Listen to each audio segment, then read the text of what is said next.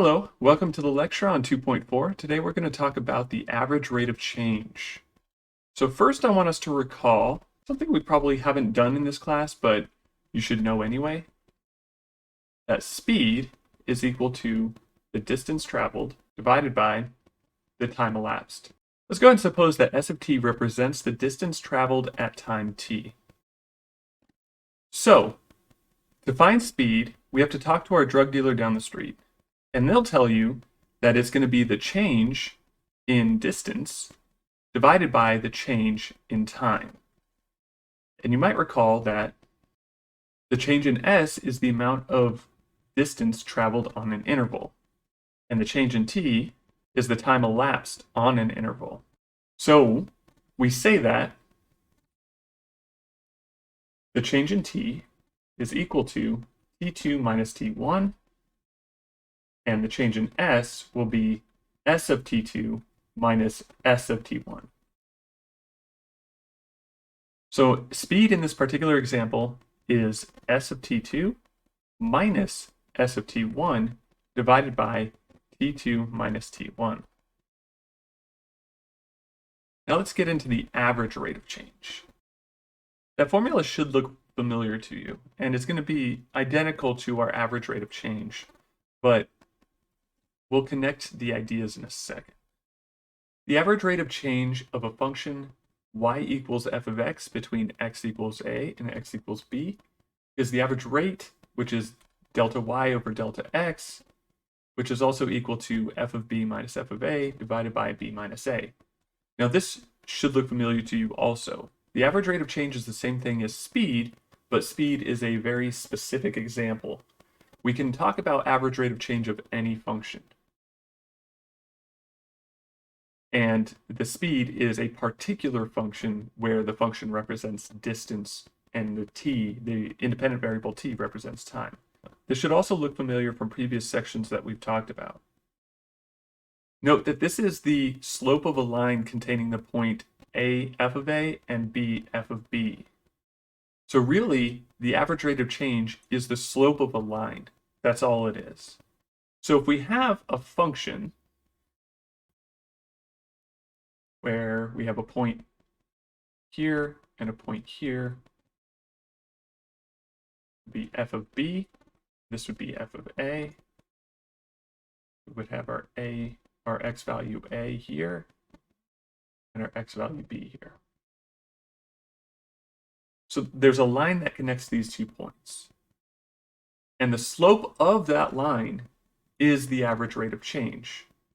As we can see from here to here, we have delta x, which is the same thing as b minus a. Take the higher x value, subtract the lower x value. And we also have our change in y, which is going to be f of b minus f of a. Now that ratio is just the slope of this line. It's also the average rate of change, f of b minus f of a divided by b minus a. Let's do an example.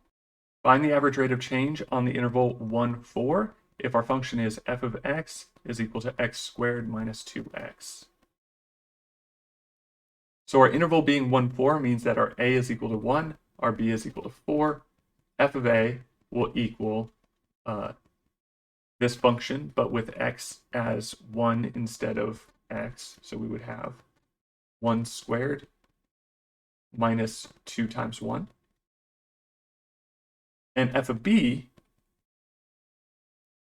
is going to be the same thing, except we replace x with 4, because our b is equal to 4. So we'd have f of b is equal to 4 squared minus 2 times 4. Now on top here, we have 1 squared minus 2, which is just going to be negative 1. And f of b is 16 minus 8, so 8 here. So the average rate of change will be 8 minus a negative 1 divided by 4 minus 1. And this is f of b minus f of a divided by b minus a. Now 8 minus a negative 1 gives us 9. 4 minus 1, of course, is 3. So we get an average rate of change of 3 on the interval 1, 4 for this particular function. want you to try one. Anakin pushes Rex off of a wall. Assume Rex's distance above ground is given by h of t equals 100 minus 10t squared. Find Rex's average rate of change on the interval t equals 1 to t equals 3. Now I want to do an example here of what the rate of change actually represents in some contexts. Suppose we have the following functions. Determine what the rate of change represents. For A, we have L of t, which represents the number of leaves on a tree at time t in the season fall. B, we have T of t, which is the temperature at time t on a given day. And C, we have A of t, the amount of money in your bank account at time t. So pause the video and try to figure out what the rate of changes would represent in each of these cases.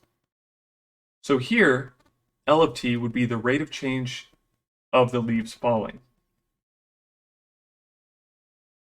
So part A would be the rate at which the leaves are falling. Part B, the rate at which the temperature is changing. Now this would be increasing in the morning up to the peak of the day when it's the hottest point of the day, and then the temperature would be decreasing after. So you would actually have a positive rate of change in the morning and then negative rate of change in the evening. C, the rate at which you are spending or earning money, depending on whether your bank account is increasing or decreasing. Obviously, if your account is increasing, then you're earning money. If it's decreasing, you're spending money.